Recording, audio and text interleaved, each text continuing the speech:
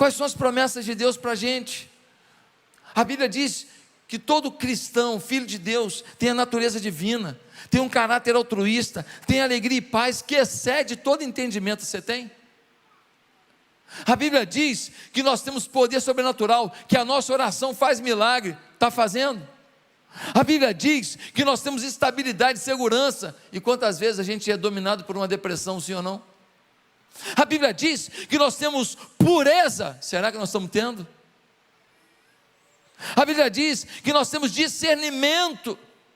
Gente, Atos 17:6 diz que o povo de Deus era conhecido como o povo que estava alvoroçando o mundo. Era um povo diferenciado, era um povo incrível. E quando a gente lê em Atos 4:33, sabe o que a gente lê lá? A gente lê o seguinte: grandiosa graça estava sobre todos eles, não havia pessoas necessitadas entre eles. Imagina que é uma igreja que não tem ninguém necessitado. Imagina que é uma igreja que não tem ninguém sofrendo sozinho. Imagina uma igreja que está todo mundo se apoiando, uma igreja que está todo mundo buscando a Deus, que está todo mundo vivendo uma vida em Deus. Que coisa tremenda! Será que o nosso estilo de vida é esse mesmo? Os homens e mulheres da Bíblia muitas vezes eram confundidos com super-heróis. Teve gente que quis se curvar diante de Paulo, teve gente que quis se curvar diante de Pedro. Tamanha autoridade e o poder, quando Pedro passava, a sombra dele curava. O Paulo pegava um lenço e levava, e as pessoas oravam com o lenço e a pessoa era curada. As pessoas os viam como super-heróis. Meus amados, será que nós temos essa vida abundante? Deixa eu te falar, às vezes a gente está até trocando a nossa teologia.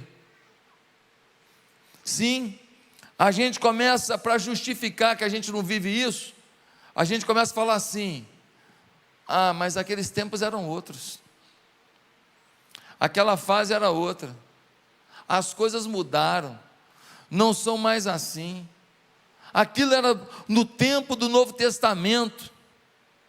E a gente vai dando desculpa, porque a gente não acredita que a gente pode ser moldado pelo Evangelho para viver uma condição de vida do jeito que aquelas pessoas viviam. Mas eu creio que hoje, se a gente for sincero com a vida que a gente vive, se a gente entender alguns princípios da Bíblia, que são muito claros aqui, nós vamos mudar a nossa mentalidade sobre quem somos e o que podemos. E a partir disso, nós poderemos viver uma vida destravada daquilo que impede a gente de viver a glória e o poder de Deus na nossa história. Meus amados irmãos, como filhos de Deus que somos, faz perfeito sentido que devamos refleti-lo. Dá uma olhada só o que diz 1 João 4,17. Olha só, diz assim: porque neste mundo somos como Ele. Porque neste mundo somos como Ele. Não diz que seremos como Ele. Não diz que somos como uma pessoa muito especial. Diz que nesse mundo somos como Ele. 2 Pedro 1,4 diz assim: dessa maneira Ele nos deu as suas grandiosas e preciosas promessas, para que por elas vocês se tornassem participantes da natureza divina e fugissem da corrupção que há no mundo, causada pela cobiça. Olha o que está dizendo aqui: nós fomos feitos, transformados em participantes da natureza divina. Fala comigo, natureza divina.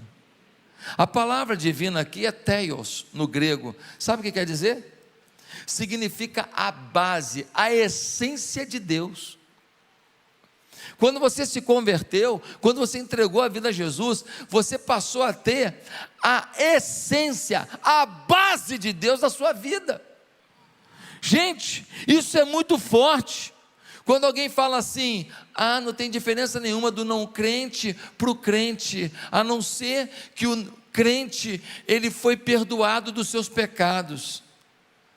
Isso é uma heresia, isso é uma mentira. Isso esvazia as promessas de Deus sobre a tua vida. Isso anula o potencial que Deus definiu para você. Nós somos outra química, outra substância, nós somos outra essência quando Cristo entra na nossa vida. Quem está me entendendo, diga, eu estou.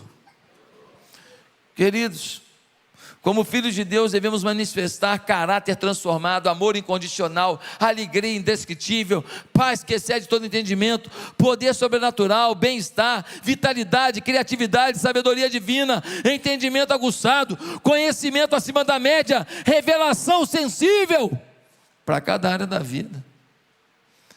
Então, novamente a pergunta: por que a gente não vive essa vida extraordinária, tomada de glória e de poder? Por quê, pastor? A resposta está em 1 Coríntios capítulo 11, que é um texto que eu já li aqui muitas vezes, é o texto que fala da ceia do Senhor. Em 1 Coríntios 11, versículo 28, nós lemos assim: examine-se cada um a si mesmo, e então coma do pão e beba do cálice, pois quem come e bebe sem discernir o corpo do Senhor, come e bebe para a sua própria condenação. Por isso, há entre vocês muitos fracos e doentes, e vários já dormiram. Mas se nós tivéssemos o cuidado de examinar a nós mesmos, não receberíamos juízo. Quando, porém, somos julgados pelo Senhor, estamos sendo disciplinados para que não sejamos condenados com o mundo. O que o texto está dizendo? Ele está dizendo: olha, se examine e então participe da ceia. O que é a ceia? O momento da comunhão, o momento da unidade da igreja, o momento de todo mundo lembrar quem nos gerou, foi Deus. O momento de todo mundo lembrar quem está acima de nós, o Espírito Santo de Deus. O momento de lembrar quem é o nosso Pai e o que Ele pode tudo. Só que Ele está dizendo aqui: examine-se, então participe. E Ele vai dizer: olha, quem come e bebe sem discernir o corpo do Senhor, come para a sua condenação. Ou seja, quem quer participar dessa comunhão, mas não tem discernimento de quem você é no corpo, vai fazer besteira. Pastor, explica melhor. Fácil. O nariz é parte do corpo? A boca é? A orelha é? O pé é? O rim é? O fígado é? Eu te pergunto, dá para o fígado viver sozinho? Agora, se o fígado está mal, o corpo está mal ou não está? Se eu dou uma martelada no seu dedão, dói só no dedão? Não, é só o dedão. O resto está numa boa ou o corpo todo sofre? Se você tiver com um fiapo de madeira embaixo da sua unha, meu amigo, o corpo inteiro geme com essa desgraça, sim ou não? Ou seja, nós somos parte do corpo, e o corpo todo é afetado por um membro. E olha o que ele vai dizer: come e bebe para a sua condenação, por isso há entre vocês muitos fracos e doentes. Vamos voltar no Superman? Quando ele tem contato com a criptonita, o que acontece com ele? Ele começa a ficar fraco. Exatamente o que o Paulo está dizendo aqui. Há entre vocês pessoas que não entenderam a sua importância no corpo de Cristo, e por isso estão fracos e doentes. Só que se o Superman ficasse exposto a criptonita há muito tempo, ele não só ficaria doente, ele morreria. Da mesma maneira, Paulo está dizendo: há entre vocês pessoas fracas e doentes, e alguns não foram tratados, e por isso eles morreram espiritualmente. Meus queridos, É o Paulo que está falando a Corinto exatamente o que acontece com a gente. Lembra quando Davi diz lá no Salmo 32, versículo 3: enquanto eu mantinha escondidos os meus pecados, ele tinha adulterado e assassinado um homem, o meu corpo definhava de tanto gemer, pois dia e noite a tua mão pesava sobre mim, minhas forças foram se esgotando como em tempo de seca. Olha o que Tiago vai dizer: cada um, porém, é tentado pelo próprio mau desejo, sendo por este arrastado e seduzido. Então esse desejo, tendo concebido, dá à luz o pecado, e o pecado, após ter consumado, gera a morte. Meus amados irmãos, não se deixem enganar. Paulo está dizendo: olha, tem gente na igreja que não está entendendo que é parte do corpo. Quem aqui já teve cálculo renal? Dá para ter cálculo renal e o corpo inteiro não sofrer? Eu já tive 2 vezes, vou até tomar um copo d'água aqui agora, para não ter de novo. O cálculo renal, ele afeta tudo. Ei, você é um rim, você é um fígado, você é um dedo, não importa, você interfere na vida da igreja inteira. Pastor, você está dizendo que eu preciso discernir o meu papel no corpo, a minha relação com o corpo. Se eu não entender isso, eu vou provocar fraqueza, eu vou provocar doença, e quem sabe até a minha própria morte e a morte de alguém. É isso mesmo. Eu não estou dizendo que nós não vamos ter momento de fraqueza e de doença. O Jó teve momento de fraqueza e de doença. O que aconteceu com ele? Para cada fraqueza, ele dava uma glória a Deus. Para cada dificuldade, ele dava uma palavra de fidelidade. Para cada dor, ele dizia: Senhor, Tu és o meu Deus. No meio das dores e dificuldades, ele crescia. Então existem dores e dificuldades que fazem parte do processo de Deus levar a gente para um patamar de cima. Porém, há pecados e desejos errados que a gente dá vazão para eles, que produzem dores e dificuldades. Tem muita coisa que não aconteceu na tua vida até hoje, porque você não mudou de fase.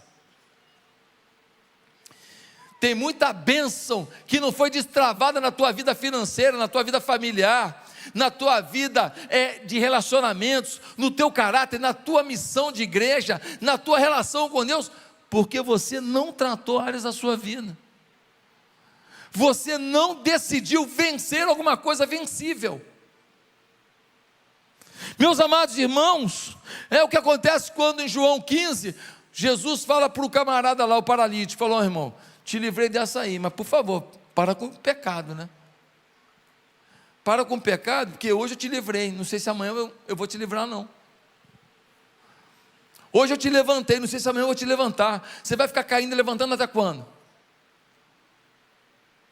É isso que Jesus está dizendo para esse paralítico. E o pior é que o texto diz: há entre vós muitos fracos e doentes. Não é alguns não, tá? Queridos,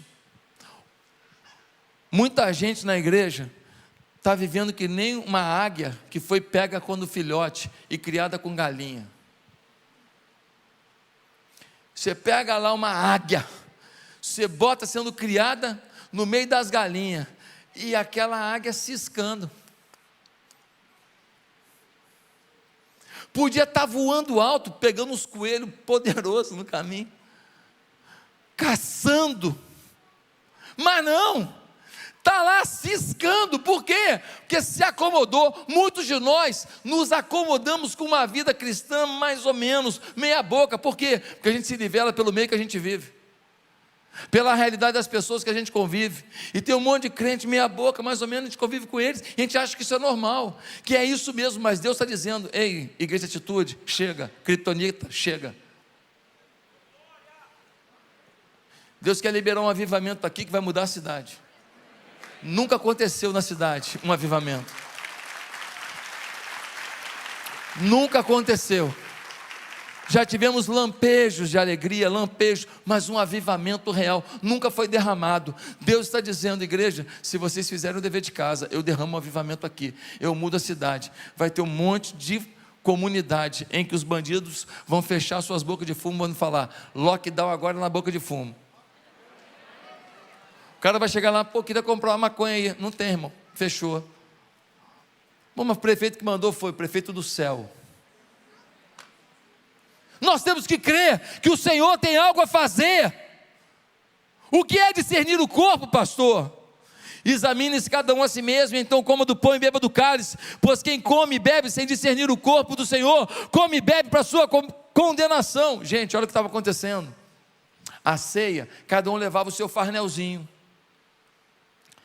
Os ricos moravam perto dos locais de comemoração da ceia.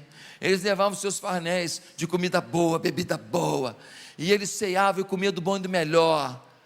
Os mais pobres tinham dificuldade para chegar, chegavam depois e comiam coisa muito mais simples.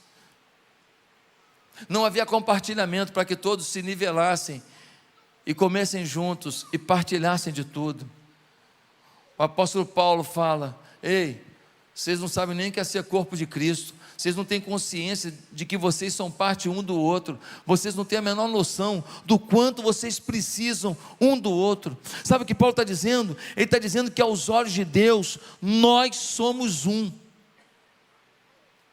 Pastor, ainda não estou entendendo. Paulo está dizendo que pode haver muitos crentes fracos e doentes, e que o corpo de Cristo inteiro sofre por causa de um crente ruim. Pastor, você está querendo dizer que a minha vida interfere até onde essa igreja pode chegar? É desse jeito. Você está dizendo que o meu pecado interfere na salvação das vidas que vêm nessa igreja? É isso mesmo. Você está dizendo que a vida que eu levo sem temor a Deus vai fazer com que essa igreja não atinja um patamar que Deus definiu para essa igreja? É isso mesmo. Você é inteligente, você entendeu. Então me mostra isso com mais clareza, pastor. Vamos lá. O povo de Israel, hoje somos nós, a igreja, o Israel de Deus. Lembra quando lá em Josué, capítulo 6, Josué vai invadir Jericó? Jericó é uma cidade enorme, forte, uma cidade de muralhas frondosas, intransponíveis. O exército de Israel vai com 600 mil homens para a batalha. Eles chegam lá na dependência de Deus e eles trucidaram Jericó. Sabe quantos soldados de Israel morreram? Nenhum. Mas Deus deu uma ordem, falou, ó, ninguém pegue nada para si, toda a prata, todo o ouro, vocês vão recolher para a minha obra. Para a minha obra, para vocês individualmente, ninguém vai pegar nada. Quando eles venceram Jericó, tinha um cara chamado Acã. O Acã passou e viu uma capa da Armani Babilônica. Quando ele viu a capa, falou, pô, mas é muito bonita, cara. Falou, só uma capinha, pô. Ele pegou a capa, malocou. Escondeu a capa. Beleza, todo mundo comemorando a vitória sobre Jericó. Agora tem uma cidade para ser vencida. O nome da cidade, Ai. Ai. Viu? As crianças aprendem rápido. A cidade de Ai é uma cidade pequenininha, mole de vencer. Eles separam só 3 mil soldados para essa batalha. E eles vão para Ai. Sabe o que aconteceu? Tomaram um couro, perderam a batalha, e o pior de tudo, sabe quantos soldados morreram? 36. Sabe o que significa isso? Significa que 36 mulheres ficaram viúvas, significa que no mínimo 36 crianças ficaram órfãos. Todo mundo tinha filho ali, no mínimo um. Sabe o que significa isso? Que alguma mãe chorou em cima do caixão de um filho. Sabe o que significa isso? Que algum pai Pegou um brinquedinho de madeira que ele fez para brincar com o filho e ficou chorando olhando aquele brinquedinho, lembrando do seu filho que morreu. Josué e a liderança do povo ficam malucos. Foram falar com Deus. Ô Deus, como é que pode isso? Nós tomamos um pau de um lugarejo, de uma cidadezinha. Olha o que Deus fala para ele. Josué 7, versículo 10. O Senhor disse a Josué: levanta-te, porque você está aí prostrado. Israel pecou, violou a aliança que eu lhe ordenei, apossou-se de coisas consagradas, roubou-as, escondeu-as e as colocou junto de seus bens. Por isso, os israelitas não conseguem resistir aos inimigos, fogem deles porque se tornaram merecedores de sua destruição. Não estarei mais com vocês, se não destruírem do meio de vocês o que foi consagrado à destruição. Deus vira para Josué e fala: aqui, Israel pecou. Mas quem pecou? Um homem. Qual o nome dele? Acã. Mas Deus não fala Acã pecou, Deus fala Israel pecou, Israel violou a aliança. E Deus fala: enquanto tiver no meio de vocês o que gerou esta violência contra a minha ordem, eu não estarei com vocês. Deus foi direto. Josué e os líderes rapidamente ficaram assustados e viram que havia uma criptonita espiritual no meio do povo. Em nenhum momento Josué falou assim: mas calma aí, foi o Acã, não foi Israel, foi o Acã. Deus falou: ei, não foi o dedo, não foi o nariz, foi o corpo. Ele é parte do corpo, o corpo pecou. Nós como igreja somos um. Israel, que é o nosso exemplo, era um, e o pecado intencional de Acã afetou não só a ele, mas a toda a comunidade. Pastor, mas isso joga uma pressão muito grande sobre mim. A vida que eu levo interfere no rumo da igreja? Pois é, eu lido com isso todo dia.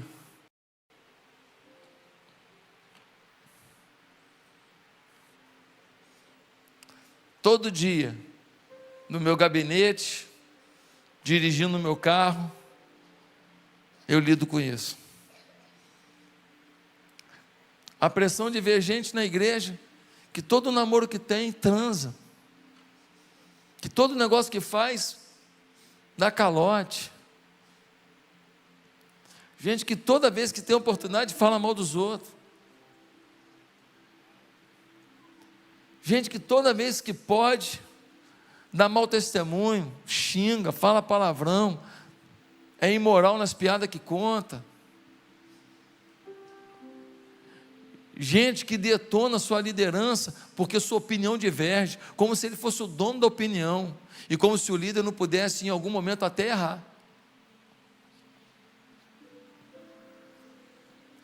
Todo momento eu tenho que lidar com isso. Gente que fala que vai deixar a igreja, e eu sei que vai sofrer. Porque o problema não é a igreja, a pessoa está com uma dificuldade, e nós amamos a pessoa, queríamos ajudar. Eu sei que essa pressão toda do que você está ouvindo, talvez diga para você: não dá para ficar nessa igreja não. Aqui o evangelho está muito forte. Um cara que saiu da nossa igreja, falou para o irmão aqui da igreja: não, saí de lá, pastor Josué, só quer que passe com nota 10, vou para a igreja tal, que lá com nota 5 já entro no céu. Falou abertamente. Coitado do pastor da outra igreja, nem imagina que acham que ele é nota 5. Coitado dele, nem sabe disso. Pastor, mas eu não quero ouvir esse confronto. Deixa eu te falar, sabe por que eu estou te chamando para o confronto? Porque no confronto você vai ter um encontro. Enquanto você não tem confronto, você vive iludido. Está no meio da igreja, vai para o retiro de casais, bate papo com a galera, todo mundo é teu amigo, você toma um café com a galera, aí você vem para um culto, entrega uma oferta, e está tudo bem. Não está tudo bem. Não está tudo bem. Nós estamos nos nivelando por aqui, não estamos entendendo que Deus nos chamou para viver o sobrenatural, algo extraordinário, algo incrível, que as pessoas olhem para a gente e vejam a glória de Deus, que olhem para você e vejam um homem de Deus, que vejam em você uma mulher cheia do Espírito Santo de Deus. 1 Coríntios 5, Paulo fala com a igreja de Corinto: aqui, tem imoralidade sexual aí na igreja, tem um cara aí aprontando, vocês não fazem nada. O Paulo fala: vocês tinham que ter feito alguma coisa, vocês tinham que ter arrancado esse cara do meio da igreja, esse cara não quer mudar, vocês tinham que ter feito alguma coisa, porque um pouco de fermento vai levedar a massa toda, diz ele. Por que não falaram nada com quem estava em pecado? Sabe por quê? Talvez porque ele era legal. Não, o cara é legal. Talvez porque ele fosse um bom ofertante. Não, ele ajuda. Talvez porque ele fosse uma pessoa importante. Não vamos mexer com ele. Talvez porque alguém pensasse: se a gente falar, ele vai parar de vir na igreja, vai ser pior. Mas no capítulo 5, a Bíblia é clara em dizer que isso está acontecendo. No capítulo 11, a igreja não sabe nem mais o que é sentar à mesa para partilhar a ceia do Senhor. Por isso que eu me preocupo muito com a filosofia que algumas igrejas têm pregado. Não falo o nome de nenhuma aqui por ética, mas que falam do poder, que falam do milagre, que falam da prosperidade, que falam da conquista, que falam da bênção, que falam de tanta coisa boa, mas não falam de arrependimento, e não falam da transformação de vida. E sabe o que acontece? As pessoas ficam com uma sensação de que estão abafando, de que estão bem, porque elas estão prósperas, que elas estão comprando um carro, que estão comprando casa, e na verdade elas estão com lepra na alma, criptonita dentro do coração, e ainda não perceberam. E daqui a pouco, quando Jesus voltar, não vai ser o discurso fácil do púlpito que vai definir o julgamento, mas o julgamento será dominado pela verdade da Escritura, que apresenta um Deus de amor que ama, mas um Deus que é justo e que repreende. Pastor, Paulo manda tirar o cara. Sim, tem que tirar. Mas como assim? Tem duas maneiras de tirar a iniquidade. A primeira maneira, tirar a iniquidade da pessoa, ela continua na igreja. Tratar, ajudar, falar: irmão, vamos melhorar, vamos mudar isso aí. A iniquidade saiu, porque ele ficou, mas a iniquidade foi. O nome disso é tratamento.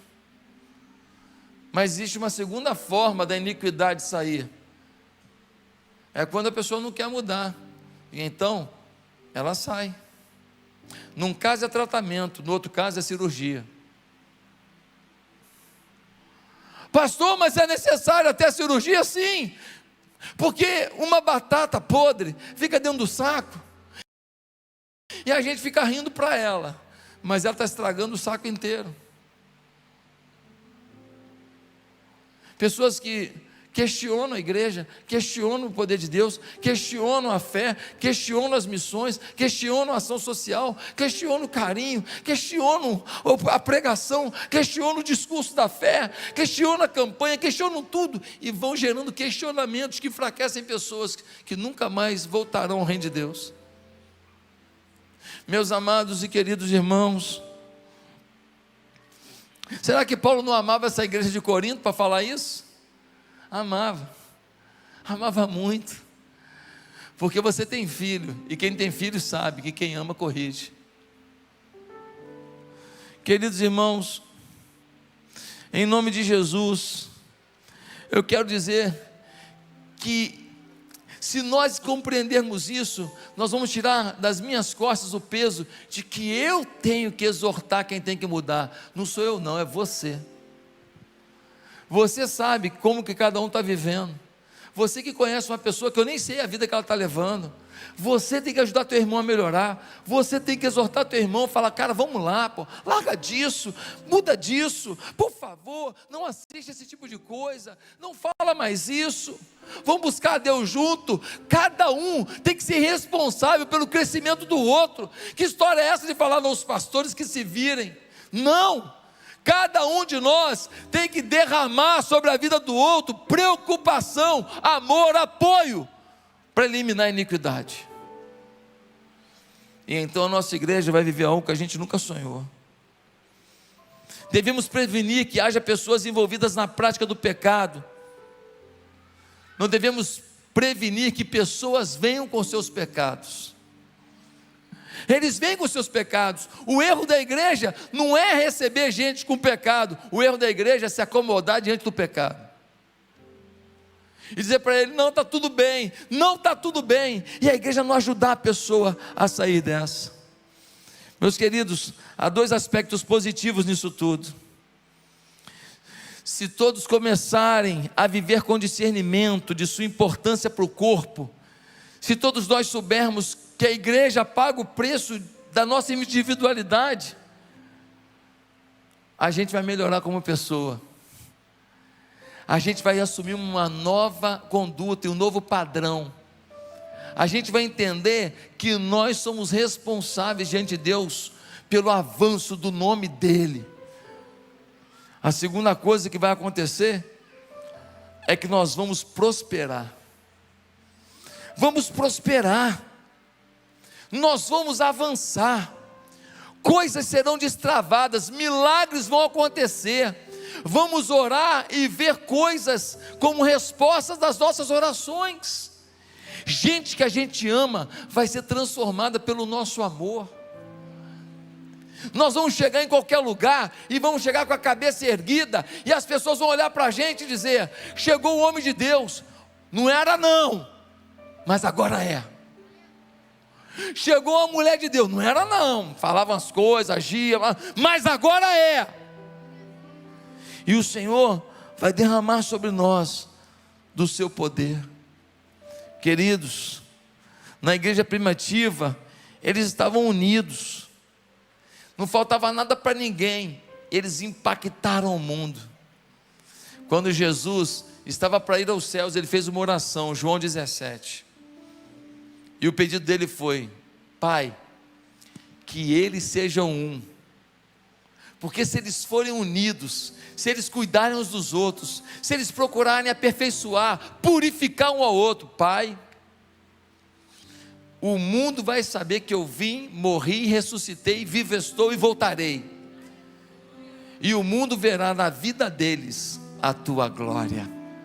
Ah, meus queridos, que Deus nos abençoe, que Deus nos fortaleça, e que a gente consiga juntos repreender o mal, arrancar a criptonita da nossa história, viver num outro patamar. Por isso, compre o livro, faça a campanha e não falte aos cultos, porque semana que vem nós vamos desvendar o que é a criptonita.